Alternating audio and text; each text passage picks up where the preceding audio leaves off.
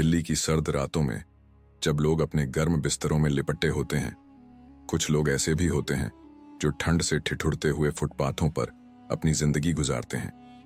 उन्हीं में से एक था रामलाल, जो मंदिर के बाहर भीख मांगकर अपना गुजारा करता था। लेकिन किसे पता था कि एक रात उसकी जिंदगी पूरी तरह बदलने वाली थी।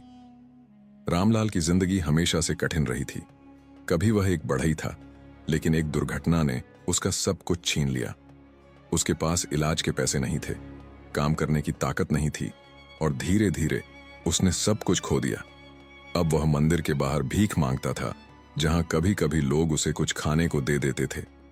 उस दिन सर्दी बहुत ज्यादा थी। रामलाल ने अपनी फटी हुई चादर में खुद को लपेट रखा था। तभी उसने देखा कि एक बूढ़ा आदमी, जो बहुत कमजोर और थका हुआ लग रहा था, कांपता हुआ उसके पास आकर बैठ गया। बाबा, ठंड बहुत लग रही है। रामलाल ने चिंता से पूछा। बेटा, भूख भी लगी है और ठंड भी बहुत लग रही है, बूढ़े ने कांपती आवाज में कहा। रामलाल ने अपने पास बचे हुए कुछ सिक्कों को गिना। शायद वह इनसे एक वक्त का खाना खा सकता था, लेकिन उसने बिना सोचे बूढ़े के लिए पास के ढाबे से 2 रोटियां और थोड़ी दाल मंगवाई। लीजिए बाबा, खा लीजिए, भूखे पेट ठंड और ज्यादा लगती है। बूढ़े की आंखों में आंसू आ गए। खाना खाते हुए वह बार बार रामलाल को धन्यवाद कह रहा था। खाना खत्म करने के बाद बूढ़े ने रामलाल का हाथ पकड़ा और कहा, बेटा, मैं तेरा कर्ज कभी नहीं भूलूंगा। कल सुबह मेरे साथ चलना, मैं तुझे एक नई जिंदगी दूंगा। रामलाल को लगा कि यह शायद कोई साधारण बूढ़ा आदमी है जो यूं ही कह रहा है, लेकिन फिर भी उसने सोचा कि इसमें बुराई क्या है। अगली सुबह सूरज की पहली किरणों के साथ रामलाल ने बूढ़े को जगाया और पूछा, बाबा, कहां जाना है? बूढ़े ने बस मुस्कुराकर कहा, बस मेरे साथ चल। रामलाल ने उसकी मदद की और दोनों चल पड़े। कुछ ही देर में वे एक शानदार हवेली के सामने पहुंचे। हवेली इतनी भव्य थी कि रामलाल की आंखें फटी की फटी रह गईं। बाबा, यह तो किसी राजा का महल लगता है। बूढ़े ने हंसते हुए गेट खोला। अंदर नौकर चाकर दौड़कर आए और बोले, मालिक, आप कहां चले गए थे? हम सब बहुत परेशान थे। रामलाल यह देखकर हैरान रह गया। मालिक? बूढ़े ने मुस्कुराते हुए कहा, हां बेटा, मैं कोई साधारण आदमी नहीं, बल्कि इस शहर का मशहूर बिजनेसमैन विष्णु प्रसाद हूं।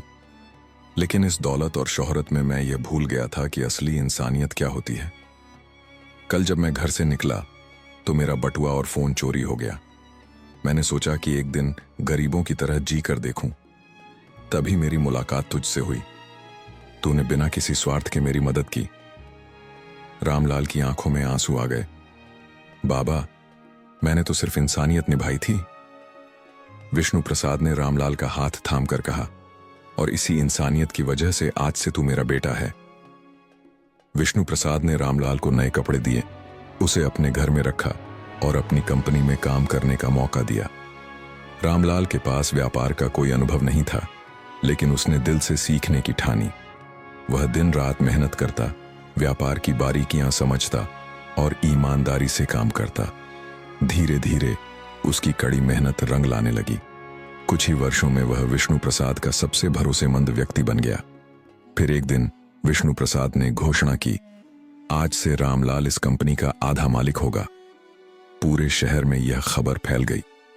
एक भिखारी जो कभी मंदिर के बाहर भीख मांगता था, अब करोड़ों की कंपनी का मालिक बन चुका था। लेकिन उसने अपनी जड़ों को नहीं भुलाया। अब हर दिन वह मंदिर के बाहर गरीबों को खाना खिलाता, जरूरतमंदों को नौकरी देता और उनकी मदद करता। एक दिन जब वह मंदिर के बाहर खड़ा था, उसने देखा कि एक गरीब बूढ़ा व्यक्ति ठंड से कांप रहा था। वह तुरंत उसके पास गया और कहा, बाबा, भूख लगी है? चलिए, मैं आपको खाना खिलाता हूं। बूढ़े ने उसकी आंखों में देखा और कहा, बेटा, तू बहुत अच्छा इंसान है, भगवान तेरा भला करे। रामलाल मुस्कुराया। यही शब्द कभी विष्णु प्रसाद ने उससे कहे थे। उसे एहसास हुआ कि इंसानियत का यह चक्र कभी खत्म नहीं